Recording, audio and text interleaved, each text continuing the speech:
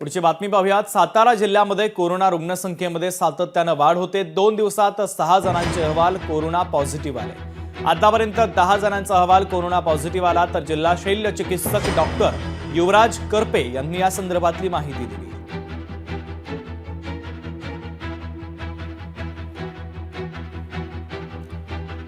तर सातारा जिल्ह्यामध्ये कोरोना रुग्णसंख्येमध्ये वाढ झालेली आहे। 2 दिवसात 6 जणांचे कोरोना रिपोर्ट हे पॉझिटिव्ह आले। त्यामुळे आता नागरिकांमध्ये भीतीचं वातावरण आहे। 10 जणांचा कोरोना रिपोर्ट हा पॉझिटिव्ह आलेला आहे आतापर्यंत, तर 2च दिवसात 6 जणांचे कोरोना रिपोर्ट हे पॉझिटिव्ह आल्यानं आता सातारा जिल्ह्यामध्ये भीतीचे वातावरण आहे।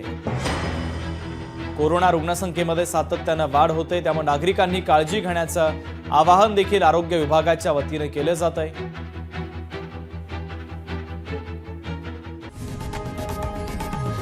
लोकशाही मराठी ऐका, पहा, जागरूक रहा।